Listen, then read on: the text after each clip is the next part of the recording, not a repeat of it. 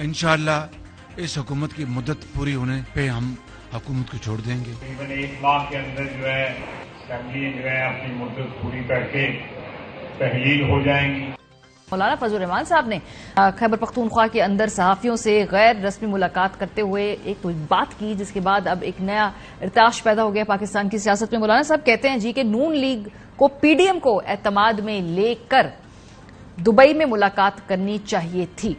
Dubai मुलाकात से मुतालिक अब तक पीडीएम को एतमाद में नहीं लिया गया है। हुकूमत क्या सिर्फ तनकीद के लिए है? एतमाद में लेना चाहिए था। जो कुछ तब हुआ और अब हो रहा है ये जमीयत का मौकफ नहीं है। सो मौलाना फजल रहमान साहब की जो ये पीडीएम इत्तेहाद है, इसमें पीएमएलएन शामिल है। पीपल्स पार्टी इस हुकूमत के इत्तेहादी जरूर हैं, लेकिन वो पीडीएम में शामिल नहीं है, तो टेक्निकली पीपल्स पार्टी आगाह करने की पाबंद नहीं है, लेकिन इस पीडीएम इत्तेहाद में पीएमएलएन आगाह करने की पाबंद है। मौलाना साहब कहते हैं कि जो तब हो रहा है अब हो रहा है, इसमें जमीयत का मौकफ नहीं है। कोशिश करेंगे उनके तर्जुमान से बात करेंगे प्रिसाइसली किस चीज के बारे में वो बात कर रहे हैं। क्या केयर टेकर सेटअप के हवाले से, इलेक्शन की तारीख के हवाले से, किस तरीके से आगे जो ये मामला चलना है सीट एडजस्टमेंट का, उस हवाले से थोड़ी क्लैरिटी लेने की कोशिश करेंगे। लेकिन इस वक्त इशू तो ये है कि इलेक्शन वक्त पे होंगे या नहीं होंगे पाकिस्तान में। पाकिस्तान से बाहर इंडिपेंडेंट इलेक्शन ऑब्जर्वर्स सिर्फ एक ही सवाल कर रहे हैं। अगर आप कहीं ट्रैवल करें, कहीं जाकर आप ऑफिशियल एंगेजमेंट्स करें, जो पहला सवाल पाकिस्तान के हवाले से हर किसी के दिमाग में है, चाहे वो ओवरसीज पाकिस्तानी हो या वो इलेक्शन ऑब्जर्वर्स हो या दुनिया भर में पाकिस्तान के जमहूरी निजाम में दिलचस्पी रखने वाले लोग हों कि क्या इस साल इलेक्शन होंगे या नहीं होंगे। पीपल्स पार्टी जो है वो अब इस हवाले से खदशात का इजहार करना शुरू हो गई है, क्योंकि उनको लग रहा है कि इलेक्शन में ताखीर हो सकती है। कमिंग फ्रॉम पीपल्स पार्टी ऐसा क्यों है, जरा पहले सुन ले उनके खदशात क्या है, फिर इस पे बात करते हैं। इलेक्शन हो जाने चाहिए ताकि इस मुल्क को आगे ले जाए। ये आप एडहॉक पे और जो है वो 3 महीने और 6 महीने पे आप मुल्क नहीं चला सकते। अभी भी अगर ये चीजें अगर आप कहेंगे ये 3 महीने या 6 महीने तो आप वो चीजें इम्प्लीमेंट नहीं कर सकते। गैर आईनी तरीके से आगे बढ़ाने की कोशिश की, फिर मैशियत तबाही की तरफ जाएगी। मैशियत को बेहतर करने का एक वाहिद तरीका ये भी है कि इलेक्शन टाइम पे होने चाहिए इलेक्शन। पीपल्स पार्टी की ख्वाहिश है होने चाहिए, और दूसरी जमातों की, इत्तेहादी जमातों की ख्वाहिश है कि ना हो।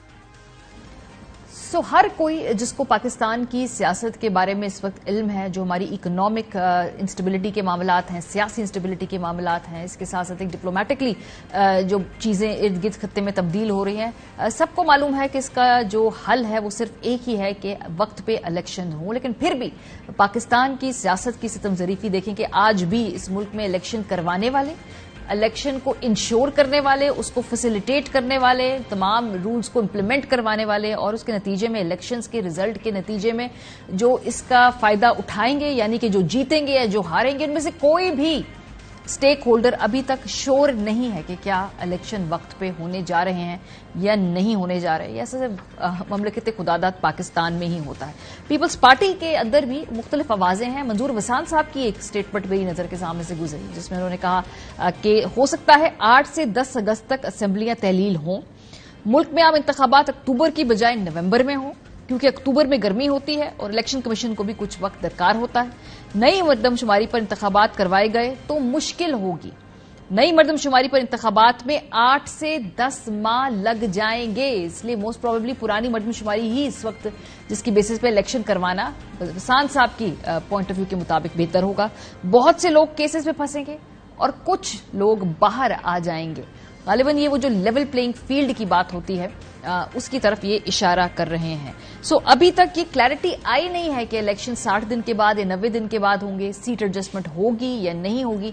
पाकिस्तान के अंदर इस वक्त ये सारे मामलात जो हैं ज़ेरे गौर हैं। सो नून लीग का इसके हवाले से पूरा क्या मौकफ है, वो क्या इस पे पॉइंट ऑफ व्यू रखते हैं, जरा ये सुनिए कि इलेक्शन की तौसी या उसकी मियाद के हवाले से पीएमएलएन में क्या सोच पाई जाती है। इंशाअल्लाह इस हुकूमत की मुद्दत पूरी होने पे हम हुकूमत को छोड़ देंगे। तकरीबन 1 माह के अंदर जो है असेंबली जो है अपनी मुद्दत पूरी करके तहलील हो जाएंगी।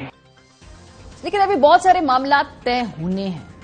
इलेक्शन क्या पीडीएम की जो जमातें और इत्तेहादी हैं साथ मिलकर लड़ेंगे या अपनी अपनी जुदागाना हैसियत से? माजी में हमने देखा कि जब भी साथ मिलकर इलेक्शन लड़े हैं तो कुछ जगहों पर इसका फायदा हुआ। मुल्तान के अंदर हमने देखा कि वहां पर पीटीआई के कैंडिडेट को हराना आसान हो गया। जब पीएमएलएन के जो उम्मीदवार थे वो दस्तबरदार हो गए, पीपल्स पार्टी को उसका फायदा उठा। लेकिन क्या जनरल इलेक्शन के अंदर कोई भी सियासी जमात के कैंडिडेट किसी दूसरी इत्तेहादी जमात के कैंडिडेट के सामने दस्तबरदार होंगे?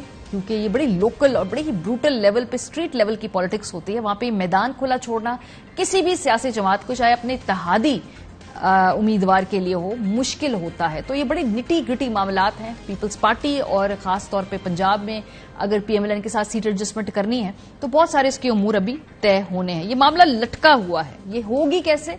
इस पे ख्वाजा आसिफ साहब क्या कहते हैं, पीपल्स पार्टी क्या कहती है, सुनिए। आपके वाकई में पीपल्स पार्टी के साथ मुख्तलिफ हलकों में पंजाब में सीट एडजस्टमेंट आपकी इसका इम्कान है? आप इसके ऊपर काम करें? इम्कान है। मैं बड़े पैमाने पर होगी सीट एडजस्टमेंट या छोटे? मेरा ख्याल है सिलेक्टिव होगी। सो जी सारी कॉन्टेक्स्ट में हम बात करेंगे। अभी हम एक ब्रेक की तरफ जाते हैं।